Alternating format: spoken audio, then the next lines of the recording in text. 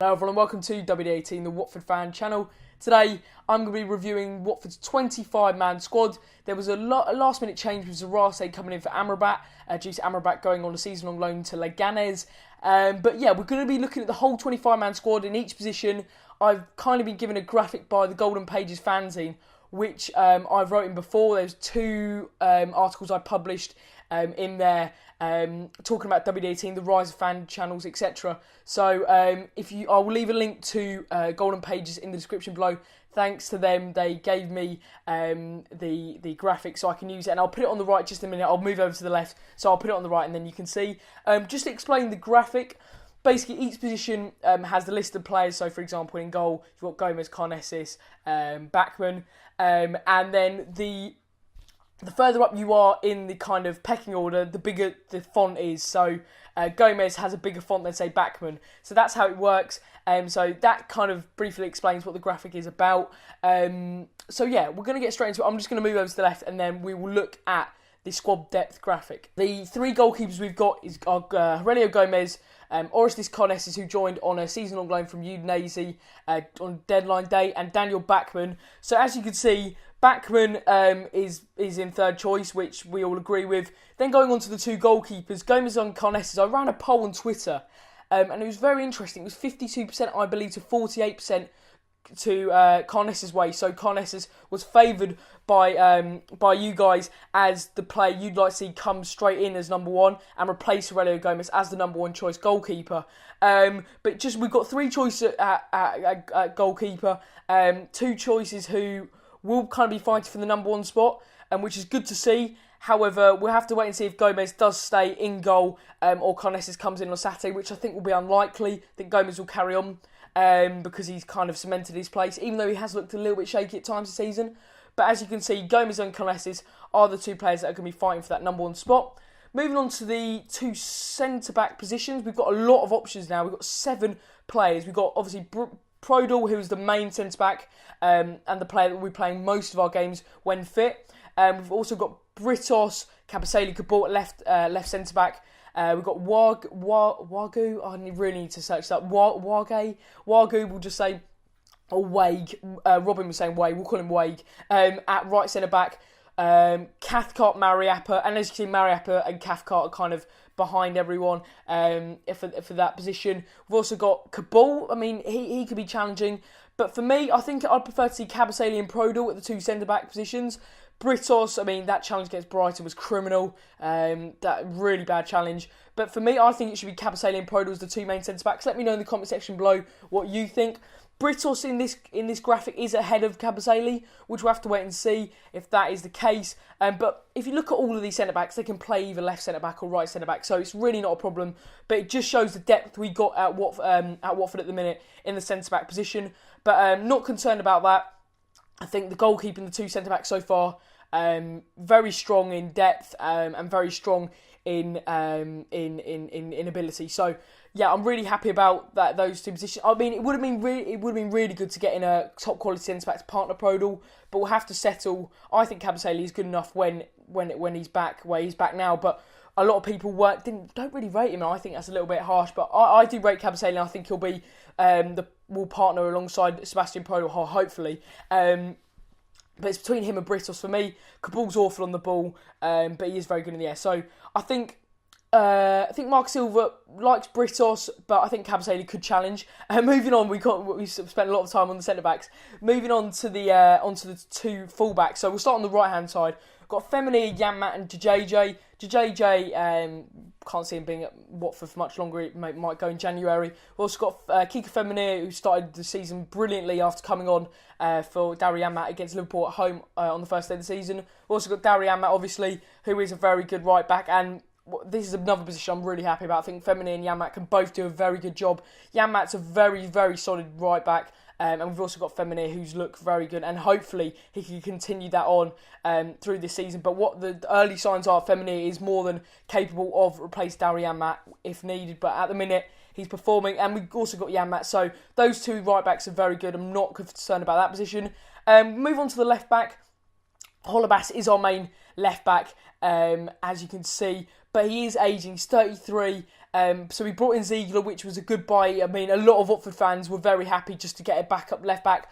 But will he be a backup left back? We said that at our transfer deadline day review, saying will Ziegler be that left? Will go straight into the side like Karnessis, or will he be a backup choice? These two signings, Karnessis and Ziegler, will have to wait and see how they fit into the squad and the team. But I think Holebas will remain at left back.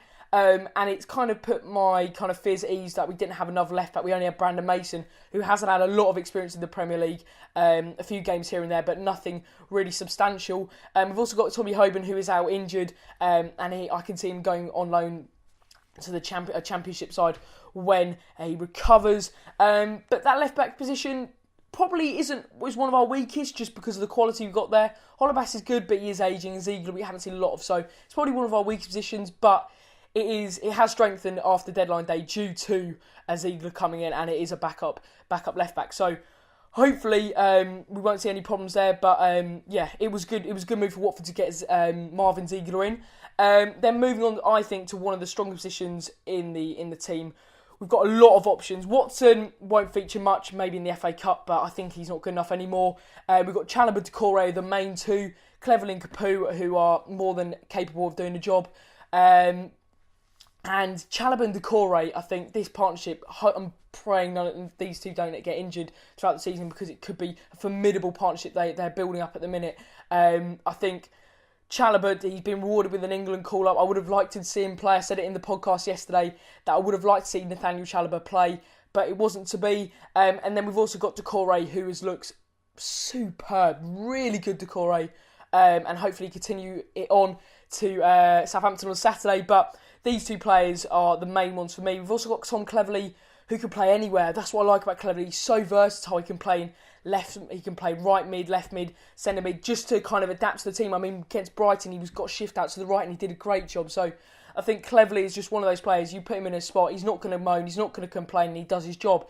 So Cleverley, another player who can play anywhere. So we kind of put him out of the that certain position, but he can play at cam to attacking midfield. We've also got Etienne Capoue, who is also capable of doing a job. I mean, we saw against Bournemouth when he came on and scored that cracker. But he's one of those players who he's not going to start, I don't think. But he is a good player to come on, bit of legs in the midfield. So yeah, I think he's the second choice kind of right centre mid option. Then moving on to the two.